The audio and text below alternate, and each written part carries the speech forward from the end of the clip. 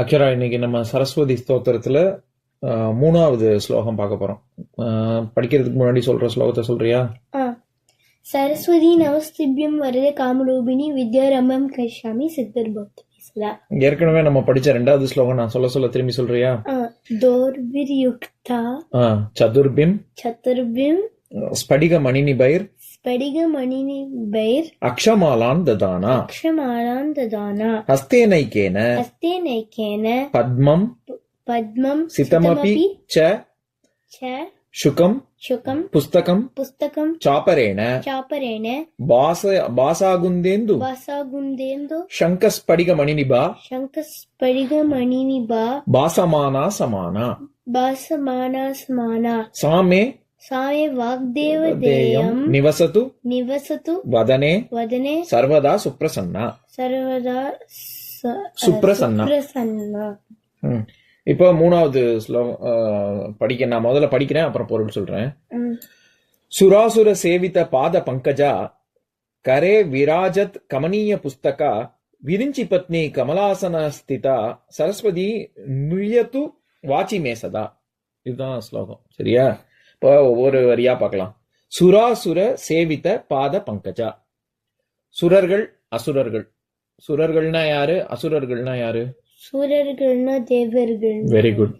அப்புறம் அசுரர்கள்னா அவங்கதான் ரொம்ப கெட்டவங்க, ரொம்ப ஒரு டீமன்ஸ் மாதிரி. ஆமா, அவங்க சுரர்களும் அசுரர்களும் ஆக்சுவலா வெவ்வேறு, ஒரே அப்பாக்கு பிறந்தவங்க, வெவ்வேறு அம்மாக்கள், ரெண்டு மனைவிமார்கள். அசுரர்களுக்கு அம்மா.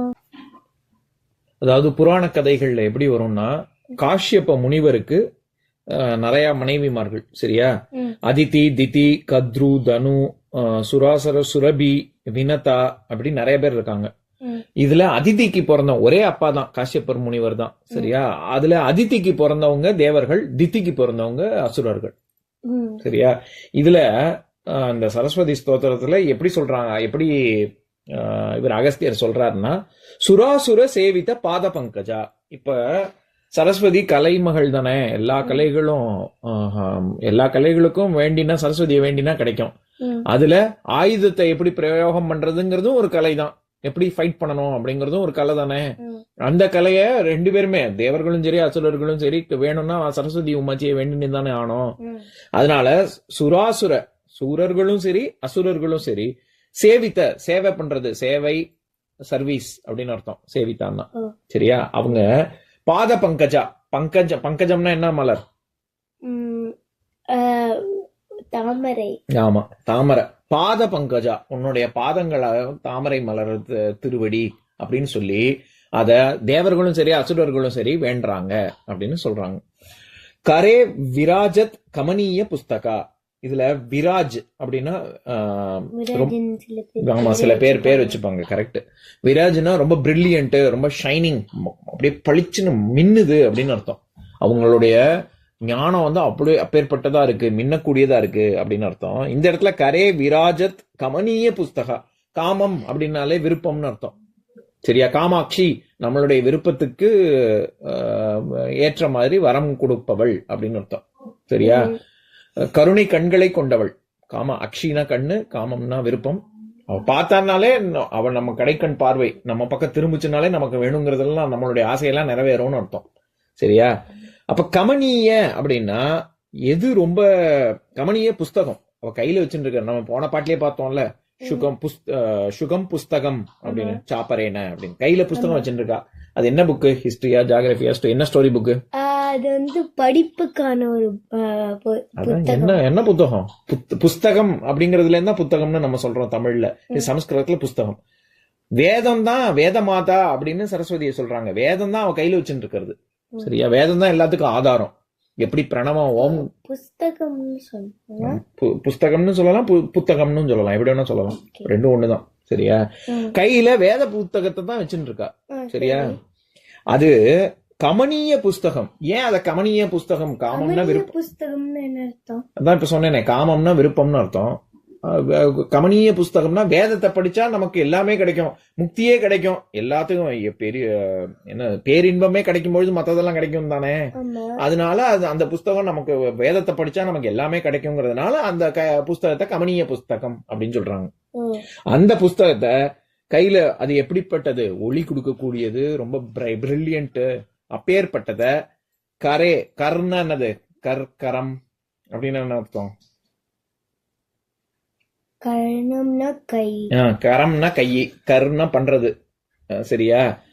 கரே விராஜத் கமனீய புஸ்தகா அப்படின்னா கையில வேத இது ஓலைச்சுவடியா இருக்கட்டும் இல்லாட்டி புஸ்தகமா இருக்கட்டும் அதை கையில வச்சுட்டு இருப்பவள் சரஸ்வதி அப்படின்னு போற்றி சொல்றாரு.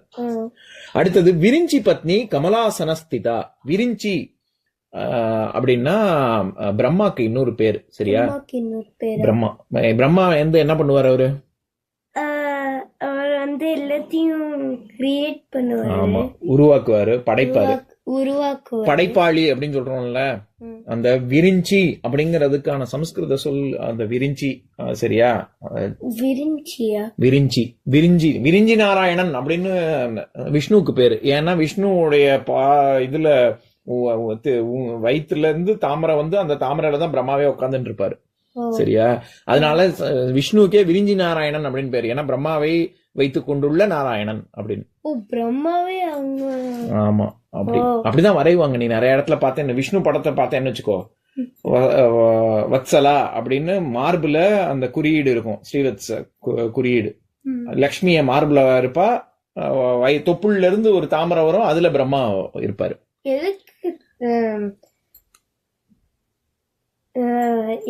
எதுக்காக அப்படி உட்கார்ந்து, ஏன் அப்படி வரையறாங்கன்னா, ஏன் அந்த மாதிரி போர்ட்ரேட் பண்றாங்கன்னா, இவரு அதாவது பிரம்மா சிருஷ்டி கடவுளான பிரம்மாவையே அவரு சிருஷ்டி பண்றவர் நாராயணன் தான் அப்படின்ற மாதிரி, சரியா. எல்லாத்துக்கும் ஆதாரம். ஏன்னா நம்மளுடைய நம்பிக்கை என்னன்னா, எல்லாம் உலகம்லாம் அழியும் போது கல்ப காலம் வரும்பொழுது எல்லாமே விஷ்ணுவுடைய வயிறுக்குள்ளதான் எல்லாமே அடங்கும். ஒரு காலத்துல உலகம் அழியும்ல. ஆமா, சரியா. விரிஞ்சி அப்படின்னா பிரம்மான்னு அர்த்தம், படைக்கும் கடவுள். விரிஞ்சி அப்படிங்கறது வேர் சொல் வந்து படைத்தல் அப்படிங்கிற பொருள்ல இருந்து வருது. விரிஞ்சி பத்னி, பத்னினா யாரு, லட்சுமி. பத்னினா மனைவின்னு அர்த்தம். இல்ல, பத்மம் வேற பத்னி வேற. பத்மம்னா தாமரை, சரியா. பத்மா அப்படின்னா அது லட்சுமியை குறிக்கும், ஏன்னா தாமரையில் விற்றிருப்பவள் அப்படின்னு. பத்னி அப்படின்னா மனைவின்னு அர்த்தமா. பட்னி இல்ல, பத்னி. பதினா கணவன், பத்னினா மனைவி, சரியா. விரிஞ்சி பத்னி அப்படின்னா என்ன அர்த்தம், என்னப்பா,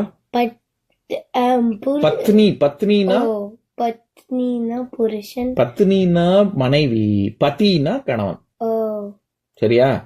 சரி, அப்ப விரிஞ்சி பத்னி பிரம்மாவினுடைய பத்னி, பிரம்மாவின் மனைவி அப்படின்னு சொல்றாங்க. அதே பிரம்மாவின் மனைவி லட்சுமியா. இப்ப யார பத்தி ஸ்லோகம் பார்த்துட்டு இருக்கோம், சரஸ்வதி. ஆமா, விரிஞ்சி பத்னினா சரஸ்வதியா தான் சொல்றாங்க. விரிஞ்சி பத்னி கமலாசனஸ்திதா. கமலாசனத்தை அதாவது தாமரையில உட்கார்ந்துட்டு இருப்பாங்கல்ல, அந்த தாமரையில உட்கார்ந்துட்டு இருக்கிறது கமலான்னே பேர் வச்சுப்பாங்கல்ல. கமலம் அப்படின்னாலே தாமரை, கமலானா தாமரைன்னு தான் அர்த்தம். கமலாசனஸ்திதா. ஆசனம் அப்படின்னா என்னது, யோகாசனம். ஆமா, யோகாசனம் அப்படின்னு. ஆசனம்னா உட்கார்றதுக்கும் ஆசனம்னு சொல்லுவாங்க, சரியா. ஆசனம்னா அப்ப நீ ஆசனம்னா நீ உட்காருன்னு அர்த்தமா. ஆசனத்தில் நீ அமர், ஆசனத்தில் நீ உட்காரு, நீ வந்து ஒரு சீட் சேர்ல உட்காரு அப்படின்னு அர்த்தம். டேக் யுவர் சீட்னு சொல்றாங்கல்ல, அதான் ப்ளீஸ் டேக் யுவர் சீட். ஆமா, அந்த மாதிரி. விரிஞ்சி பத்னி கமலாசனஸ்திதா அப்படின்னா ஒரு தாமரையில் உட்கார்ந்து கொண்டிருக்கும் சரஸ்வதியே அப்படின்னு சொல்றாங்க. சரஸ்வதி நிருயத்து வாச்சிமே சதா. சரஸ்வதி நிரு அப்படிங்கிற வேர் சொல், அதாவது NRU இங்கிலீஷ்ல சொல்லணும்னா